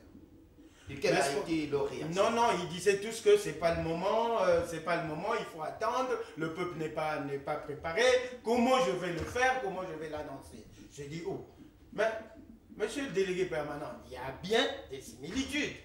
Il y a bien des passages bibliques. Et vous avez des prédicateurs. Cette peur-là a été motivée par quoi? Et les gens avaient peur de la foi des frères, parce que les frères n'étaient certainement pas préparés, ou les gens voulaient cacher cette information-là pour créer comme un mythe autour de ce qui venait de se passer. Bon, aujourd'hui, cette peur, d'un côté, je ne sais pas s'ils avaient autre chose derrière la tête, mais pour eux, ils se disaient que le peuple de Dieu n'est pas encore préparé à le recevoir. Et si nous le faisons, oui, et si nous le faisons, nous allons disperser le peuple de Dieu et Louzolo risque, entre guillemets, de mourir. Je vous repose la question. Vous, quand on vous l'a dit, vous avez fait quoi pendant ces 10 ans-là? Vous avez compris que les responsables avaient raison ou vous êtes débattu pour quand même passer l'information aux frères et sœurs? Je me suis vraiment débattu. C'est peut-être parce que, je ne sais pas si à l'époque, vous étiez ou bien vous aviez eu vent, mais enfin, j'ai même demandé, lorsque j'ai constaté que l'information pourrissait, lorsque j'ai constaté que personne, en tout cas personne, ne pouvait faire transpirer l'information, j'ai demandé, moi, pendant des séances de prière, plusieurs séances de prière, il y a même des témoins, à prendre le micro et à dire l'exactitude. Tel que je viens de dire que Guy-Émile est bel et bien mort le 15 octobre 2008. Je reviens sur cette question. Pourquoi vous l'avez enterré à la sauvette? C'est quand même votre père. Oui. On voit ici tout enfant digne doit enterrer son père avec les honneurs. Oui. Surtout quand vous êtes officier, vous avez les moyens quand même. Ça veut dire que ce n'est pas l'argent qui manquait pour organiser des funérailles dignes du nom de Guy-Émile Loufoua-Siti-Kwabo. Mais pourquoi l'avoir enterré en catimini comme s'il s'agissait là d'un djihadiste ou d'un terroriste? ça me fait rappeler à Ben Laden qui a été jeté dans la mer. Tout à fait, monsieur. Mais pourquoi vous l'avez fait pour votre père? Quelles sont les motivations qui vous poussent à agir ainsi? Je vous dis tantôt, puisque bon, je ne sais pas s'il faut le dire ici, mais enfin, pour plusieurs raisons. Donc comprenez que je m'arrête pour plusieurs raisons. Pour plusieurs raisons, parce que d'abord, monsieur Émile n'était pas aimé. Je vous ai parlé de 1968, lorsqu'il quitte l'infirmerie de l'armée du salut. Comment il quitte? Mais parce qu'on le chasse. Et pourquoi on le chasse? Parce que l'hôpital était presque fermé. Pourquoi? Parce que, je vous ai dit tantôt, j'ai pris un exemple de la Nivaquine. Lorsqu'il vous donnait une Nivaquine, en tout cas, vous guérissiez. Donc cette attitude-là causait des pertes au niveau de la structure. Exactement, parce que, enfin... Où l'argent rentre avec les perfusions, les piqûres, lui, il se préoccupait de donner une aspirine et puis le problème était réglé. Bon, une des raisons. Et puis la deuxième raison, en 1978, quand il était ici, on a attenté à sa vie. Et en 2002, on a de nouveau attenté à sa vie avec tout ce que nous connaissons, la chanson à couler, machin, patati patata. Oui, ça c'est 2002. Donc votre peur, quand vous l'enterrez à la sauvette, votre peur c'était qu'on ne veut pas attirer l'attention pour la sécurité. Non, que le corps soit ravi. Je pèse mes mots. Si on l'enterre comme ça, et s'il demande qu'on puisse l'enterrer avec le nom de Mounsambote, pour que ce corps-là ne soit pas ravi. Mais pourtant aujourd'hui vous nous dites quand même qu'il est bien mort, qu'il a été enterré à tel endroit, vous avez même exhumé. Ça veut dire qu'aujourd'hui, les gens peuvent toujours ravir ce corps. Exactement, mais cependant... Vous n'avez pas réglé le problème. Oui, non. Cependant, le problème était quand même résolu en partie. En partie parce que aujourd'hui, dire que M. Guy-Émile Houphouët-Séchouabo est mort, je crois que... Je ne sais pas comment vous comprenez, mais pour moi, par rapport à ses volontés, c'était quand même une trahison. Pour moi. Alors donc... on sait que la trahison, c'est l'une des fautes les plus graves dans l'armée. Ne jamais trahir, toujours être fidèle. Donc vous vous êtes dit, papa a mis cette volonté-là à ma portée, je ne peux pas trahir cette volonté. C'est ce que vous êtes dit. Bon, oui et non. Parce que là, je ne vais pas, parce que je suis militaire. Mais au moins, lui, il me dit ceci. N'importe quelle circonstance qui m'arrivera, fais ce que je te demande de faire. Alors donc, j'ai mis Moutsambote Laurent et je n'ai pas voulu attirer, en tout cas, l'attention de tout le monde. D'accord. Alors, monsieur Lévy, vous avez écouté. Est-ce que vous partagez ce que monsieur Guy Forest-Loufa vient de nous avancer sur ce plateau? Oui, et par rapport à la discrétion, oui. Parce que je signale à tous que c'est moi qui ai écrit la vie du grand maître et c'est moi qui suis l'auteur du testament de Guy-Émile Houphouët-Séchouabo. Ça a commencé en 89 et il m'a donné le parcours jusqu'à sa mort. Mais il dit, tu ne le diras, tu ne le publieras que lorsque tu auras entendu que moi, Émile, je suis mort. Vous avez une preuve? Mais la cassette, j'ai les preuves. Il dit... On peut l'écouter maintenant. Bon, je crois qu'on peut écouter là où il dit que... Est-ce que la technique est prête pour nous faire écouter cette cassette? Oui, là où il dit exactement que c'est ma vie en moi. Quand les gens liront ce testament, ils ne se poseront plus de questions pour savoir mais qu'est-ce qu'il a dit. Parce que tout est dedans, tout. Et c'est moi qui suis l'auteur de ce testament. C'est manifeste. Et il a même dit que ce testament ne sera jamais détruit. Donc, vous pouvez écouter là où il dit « Roi David, ça c'est ma vie ici sur terre. » Et quand tout le monde aura lu ce testament, il ne se posera plus de questions. Il a parti, il a dit quoi. Voilà pourquoi je parle de l'après-Émile. Parce que c'est moi qui sais, après sa mort, ce qu'il faut faire. Je crois qu'on peut écouter ça. Si la technique est prête, vous nous balancez le message. Là, mon ami, et peut-être je ne sais pas si je peux... Laissez-nous d'abord écouter cet extrait-là parce que c'est important pour corroborer vos propos. Alors la technique. Là, mon ami, Manissa, beauté. Je dirais il y a que la vie à mon après cette vie qu'il y a une pour que le document il y a une archive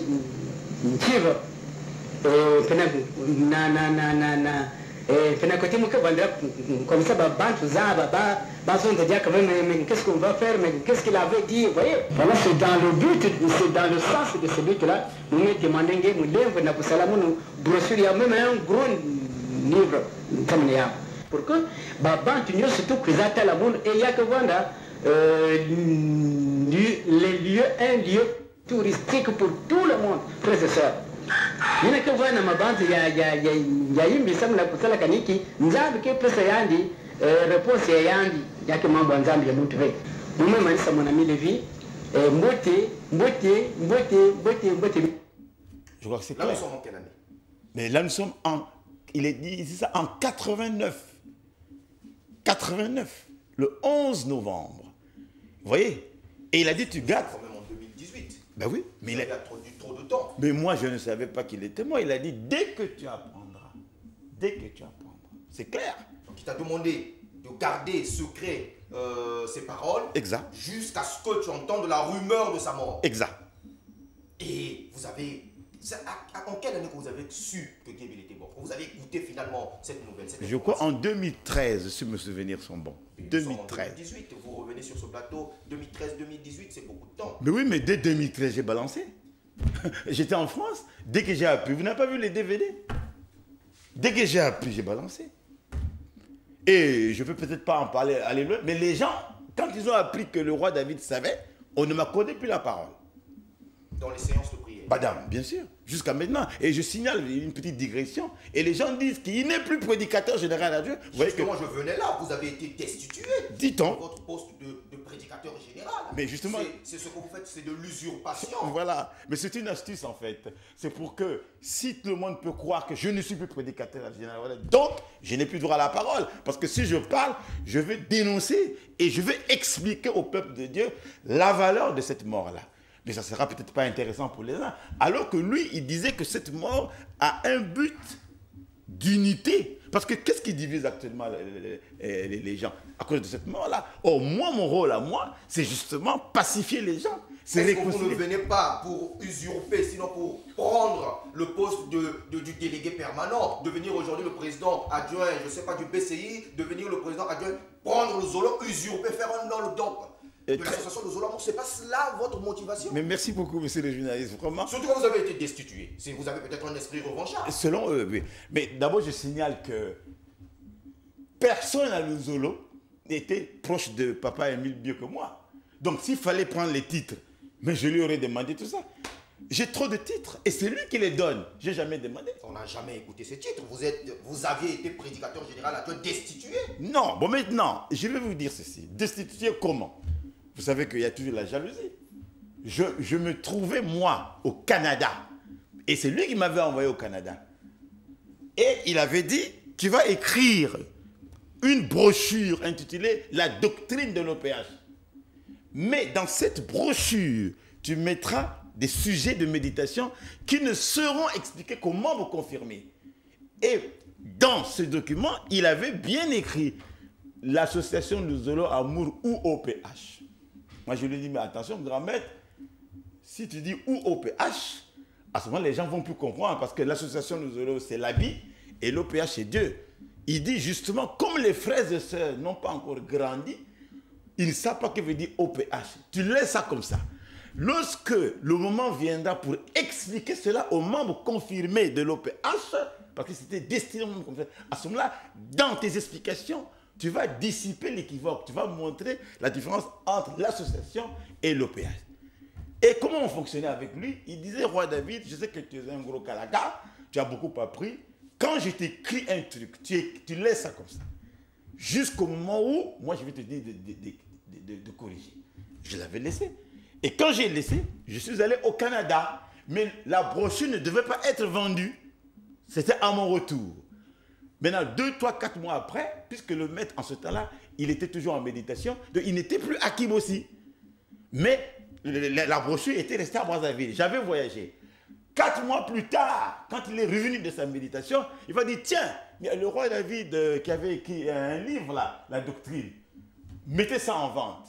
Mais quand il a dit mettez ça en vente, puisqu'il sait que j'ai toujours fonctionné par rapport à ses idées. Mais cette fois-ci, il n'a pas eu le temps de relire. Et ça sort avec la précision, l'association de Zolamour au PH. Alors mes détracteurs ont dit, mais voilà une belle raison. Il a confondu association de Zolamour au PH alors qu'il est prédicateur général adjoint. Moi je suis au Canada. On ne m'avertit pas. Et il se retrouve, c'est pas le maître qui a signé, hein, c'est P.O. Youlou Antoine. Bon, vous comprenez. C'est peut-être sur instruction. Bon, mais le maître n'était pas là, puisque lui, il venait de la méditation. Il dit, qu'est-ce qu'il a dit? Ah voilà, il a confondu l'association avec l'OPH. Ah bon? Comment il a fait ça? Mais c'est pas de... Alors, prenez une note. Il n'a pas regardé. Ils ont pris une note, ils se sont retrouvés, enfin je vais vite. Et c'est cette fameuse note qu'on lit pour dire que je lui enlève tous les titres qu'il a, jusqu'à maintenant, il n'est plus prédicateur général. 98. Je reviens du Canada. Vous voyez, je reviens, je n'ai rien dit, parce que je le connais. Hein.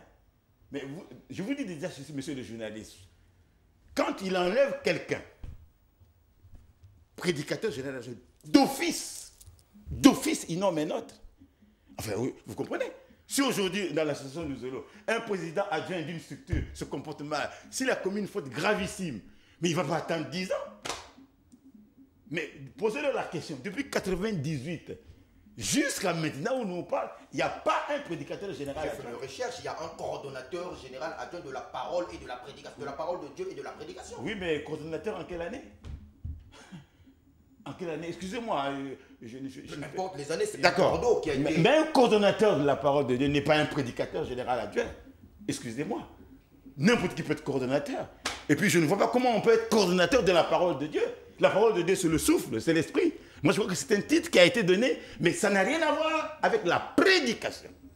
Mais de toute façon, même s'il y a un coordonnateur, mais pourquoi lui ne nommerait pas un prédicateur général? Parce que le prédicateur général, c'est lui-même. Donc, même s'il y a un coordonnateur, dans une association à caractère spirituel, il faut bien qu'il y ait un prédicateur général adjoint.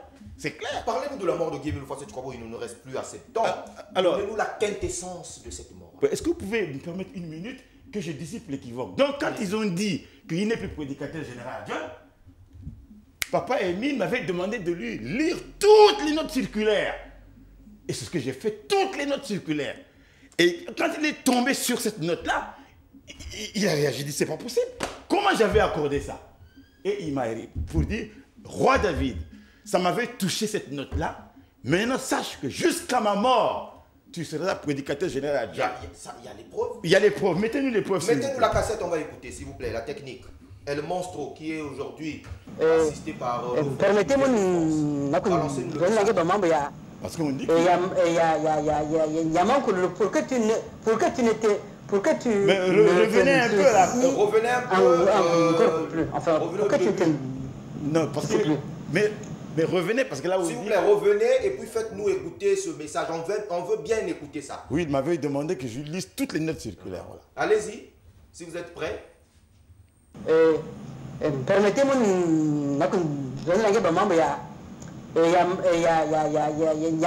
pour que tu ne te soucies encore plus. Enfin, pour que tu ne te... Je ne sais plus. Nathan m'a demandé que les notes circulaires, je me sers la mouniao. Et je me tangle un peu mouniao nyoso. Et dans une cassette, il y a que m'envoie bien. Mais, je me tangle la mounou même, note circulaire, il y a exclusion yangé. Ça m'avait marqué, à mounou. Ça m'avait marqué. Ça risque peut-être de dire que je ne reviendrai plus jamais sur cette décision. Plus jamais, je dis bien. À moins que si tu te démissionnes toi-même. Donc, quand on avait une inquiétude, peut-être que Garcia Mounou après d'Emile, pour qu'il y ait un non, Emile ne te fera rien. Cela ne viendra plus jamais. Tu peux peut-être que Garcia, comme ça, moi, j'ai décision. Nangue, moi, j'avais décision. Moi, plus jamais décision, à moins que tu démissionnes toi-même. Mais je te demanderai d'être toujours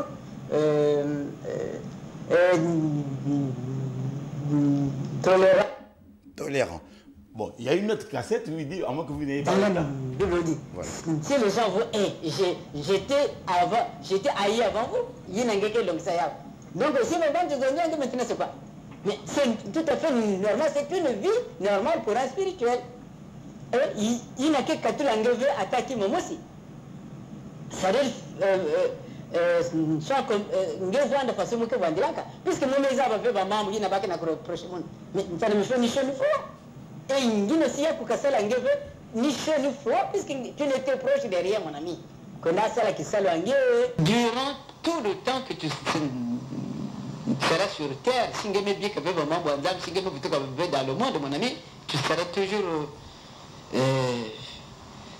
traité de tout. Mais c'est normal, puisque Jésus dira, si le monde vous est, sachez que j'étais haï avant vous. Et si les gens vous persécutent, soyez heureux parce que l'esprit de mon Père est en vous. Mais pourquoi tu te tracasses? Mais pourquoi tu te décourages? Mais pourquoi tu te... Pour moi, laisse le temps. Quand nous me nommons prédicateur. Même si je ne suis plus, tu seras toujours mon prédicateur.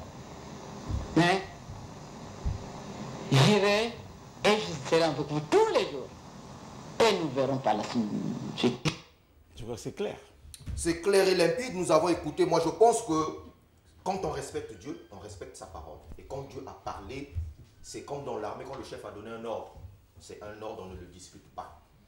Et moi, journaliste, impartial sur ce plateau, je suis conquis par ces paroles.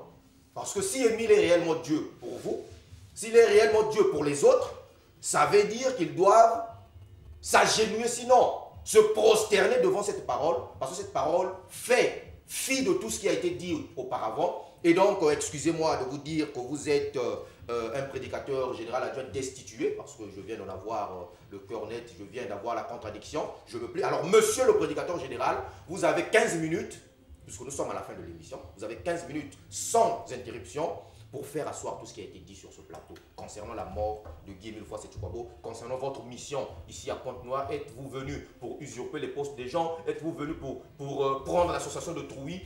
Vous avez 15 minutes, top chrono, c'est parti. Merci, monsieur le journaliste. Alors, effectivement, puisque la mort de Papa Guy Emile Foix-Setoukwabo est sujet à caution, et ça divise pratiquement notre association. Et peut-être avec ça, les gens pourront maintenant faire attention. Or, de son vivant, quand il y avait un problème au sein de l'association qui divisait les peuples, les frères et sœurs, c'est toujours moi qui le choisissais.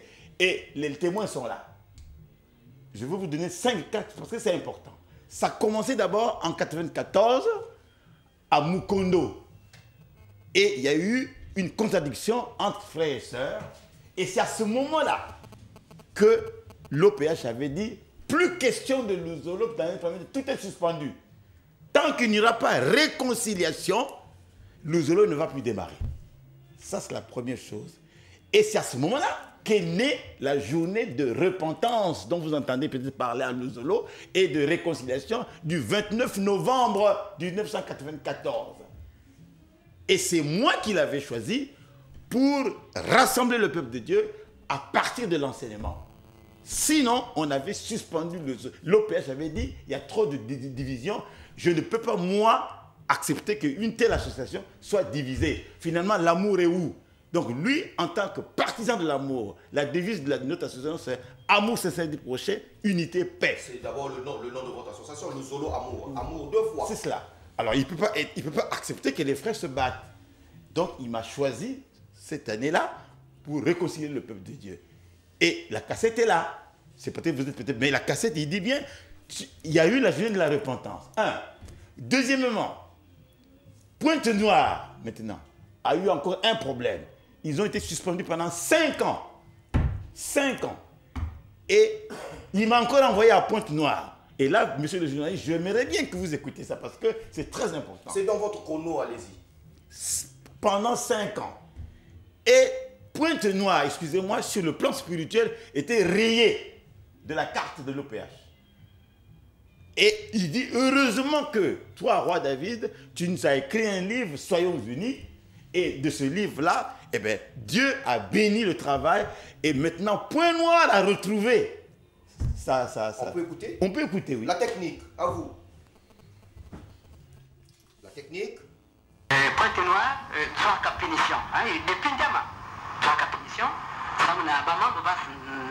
Bien qu'il ils étaient pardonnés, c'est vrai, mais ça m'a motif grave. Il n'y a pas de salaka.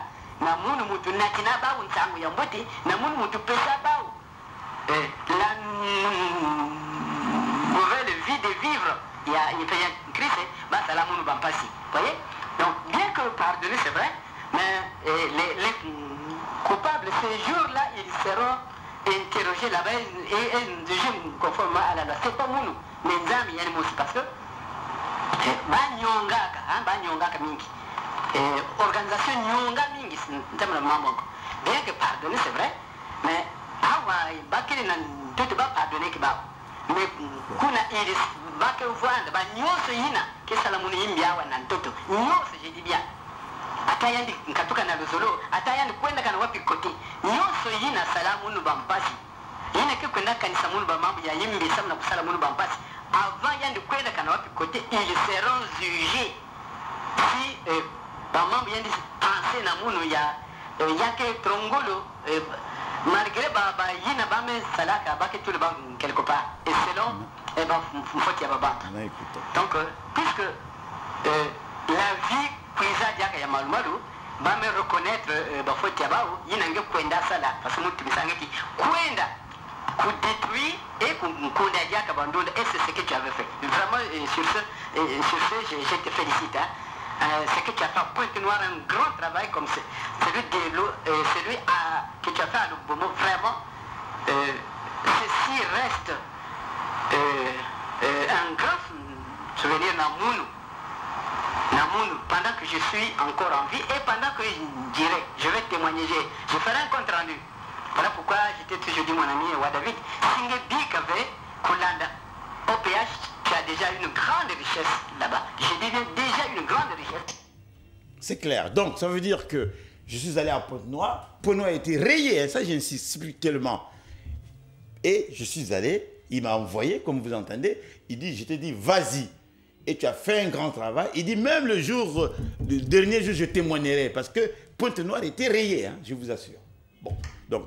Et là, il a cité encore Lubomo. Il a dit, tu étais allé aussi à Lubomo. Donc, pour aller vite. Brazzaville d'abord, Pointe-Noire, Lubomo. Ensuite, tout le monde sait que si je suis allé à Paris, c'est à cause de ça. Parce que la section de Paris était divisée. Officiellement, tout le monde sait, les responsables savent que le roi David avait été envoyé par Papa Émile à Brazzaville, plutôt à Paris, et il a dit, tu vas implanter la lumière de l'OPH. Les mauvaises langues ont déformé l'enseignement pour dire que le roi David est devenu la lumière. Non, il a dit, tu vas implanter la lumière à Paris. Et si cette lumière s'éteint, tu porteras les responsabilités. Ça, c'est Paris. Après, il y a eu la montagne, là, Mongo Walou, la première montagne qui avait été maudite. Mais après, nous sommes allés à Moncari-Cari. Après plusieurs années. Mais qui a dirigé l'ouverture de la grande cité? C'est encore moi. Il dit, roi David, c'est toi qui vas diriger cette cérémonie-là, jusqu'à maintenant. Je vous donne seulement ces 5 exemples. Donc, de son vivant, il y a plein de gens, mais le prédicateur général adjoint avait été nommé pour mettre l'unité à Brazzaville, vous savez, les 2 grandes villes, à Pointe-Noire, à Lubomo, à Paris, et même là, à Kibossi, lors de l'ouverture. Et il avait dit, chaque fois que ces choses-là arrivent, ben, il faut toujours unir, parce que toi, tu es là pour unité, pour unir. Donc si je suis venu, c'est parce que vous voyez bien que Luzolo est déchiré. Mais qui va réconcilier le peuple de Dieu? C'est le roi David. Et voilà pourquoi il m'avait donné tous les arguments, parce qu'il savait qu'après sa mort, eh bien, ça risque de provoquer des problèmes. Alors il a dit non, mais le testament est là. Personne ne va plus dire qu'est-ce qu'il a dit. Toi-même, tu vas leur expliquer. Donc, monsieur le journaliste, au moment où je vous parle, j'ai bel et bien le programme de l'unité, de réconciliation. Et sur le plan spirituel, si je ne me force pas à réconcilier le peuple de Dieu avec les autres, mais je commettrai une faute. Et donc, quand vous allez réconcilier, c'est pour après briguer la direction de l'association Luzolo Amour par après, certainement. Mais non, mais puisque après, il a laissé des instructions, comment l'association va fonctionner? Cassette à l'appui. Donnez-nous un aperçu Comment par exemple l'association va... J'espère qu'il n'y a pas une cassette que vous cachez quelque part qui vous dit non, quand vous aurez réconcilié le peuple, mon peuple, après, il faut maintenant prendre le pouvoir. Ah ben non, puisque... Pour faire un coup d'État, voilà pourquoi vous vous faites accompagner par un policier, certainement. Certainement pas. Non, ça c'est clair comme le de roche. Parce que si je m'abstiens de tout dire, c'est parce que j'obéis. Lorsque la réconciliation sera là, puisque tout le monde comprendrait qu'il y a la réconciliation, je balance les cassettes. Voilà ce qu'il a dit maintenant, comment l'association doit fonctionner, etc. etc. Mais aujourd'hui, il y a d'abord le Zolo, c'est divisé ici à Pointe-Noire à cause d'une note. Oui. La fameuse note qui relevait un responsable. Et aujourd'hui, il y a deux camps. Il y a ceux qui prient quelque part et ceux qui prient ailleurs. D'abord, il y a ce problème. Bizarrement, quand vous nous parlez de la mort de Guy-Émile Houphouët-Boigny, les deux camps s'accordent à dire qu'Émile n'est pas mort, qu'il est vivant. Donc, vous les venez pour les réconcilier sur quel problème? Sur la note qui destituait le responsable pour dire peut-être que la note était vraie ou que la note était fausse, mais l'un ou l'autre, ceux qui disent que la note est vraie ne vont jamais accepter. Ceux qui disent qu'elle est fausse ne vont jamais accepter de s'allier aux autres. Et il y a le problème, la mort de Guy-Émile Houphouët-Boigny que vous venez de nous démontrer. Ça, vous venez pour réconcilier le peuple de Dieu. Comment et sur quel sujet? Justement, merci beaucoup. C'est clair, net et précis que c'est cette idée de mort qui divise. Les uns disent qu'il est vivant, d'autres qu'il est mort. Mais je vous dis bien que les preuves sont là. Je démontrerai à tous que Émile est bien mort et que ce n'est pas un sujet maintenant de discussion puisque les preuves sont là. Un. Deuxièmement, quand ils auront tous compris qu'il est mort, je leur expliquerai maintenant la valeur spirituelle de cette mort pour le salut des âmes. Et je crois, malgré tout ce qu'on peut dire, enfin l'homme reste l'homme. Les arguments sont là. Il y a même des messages de condoléances que le maître a demandé de faire écouter. Il dit certainement, ben, ils vont pleurer quand tu vas leur expliquer ma mort. Mais j'ai déjà prévu un message pour leur dire que oui, si la mort est arrivée, c'est tout à fait normal dans le plan divin, mais cela ne doit pas vous diviser. Tout est prévu, tout. Et donc pour vous, quand les gens auront compris qu'Émile est mort, ceux qui sont pour la note vont comprendre que finalement, la note n'a pas la raison de nous diviser. Ceux qui sont contre cette note aussi vont comprendre que l'unité est plus importante que la fameuse note. Mais ils reviendront ensemble pour l'unité de l'association. Parce que vous êtes l'unité. Quand vous nous dites association Luzolo, c'est l'unité. Voilà. Mais il va balayer tout ça. Puisqu'il y a même les chansons qu'il m'a demandé de composer par rapport à ça. Le jour où vous allez venir nous écouter, vous verrez qu'il y a un répertoire tout à fait nouveau.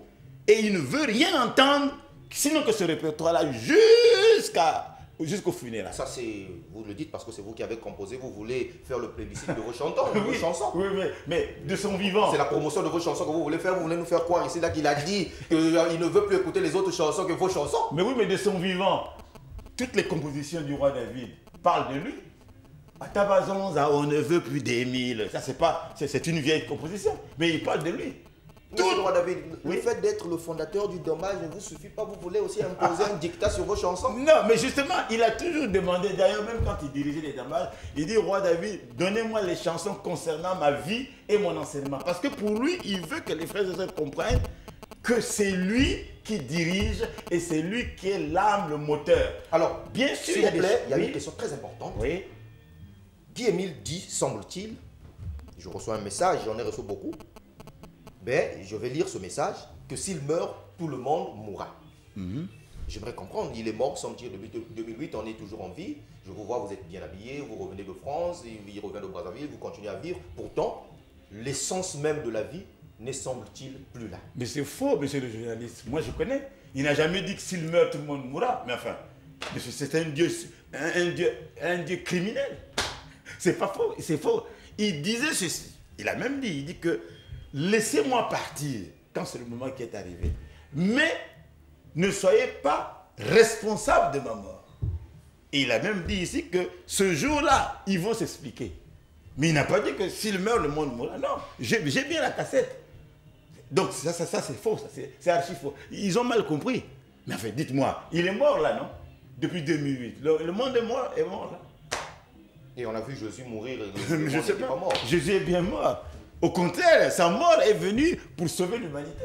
On va s'arrêter là, on reste sur notre fin. Vous avez compris, chers téléspectateurs, on reste sur notre fin, moi alors, particulièrement. Vous permettez... En 30 secondes. Oui, donc je demanderai vraiment, monsieur le journaliste, que le peuple comprenne que je ne suis venu que pour l'unité. Et c'est pour ça. je n'ai pas de problème avec les gens. Et moi, j'ai la mission. Voilà pourquoi je suis venu. Je suis venu pour réconcilier le peuple de Dieu par rapport à cela. Parce qu'il a dit, et c'est la dernière cassette que je voudrais vous faire écouter, s'il vous plaît, où il dit, s'il y a division, c'est pas la peine de prier. Technique, allez-y. S'il vous plaît, si vous êtes prêts, faites un peu, faites vite parce que nous sommes conditionnés par le temps. Nous sommes à 1 minute de la fin. La technique. Vraiment, la sensibilisation, il y a il faut bien, parce que s'il y a même une division, il y a division, tout ça, il y a que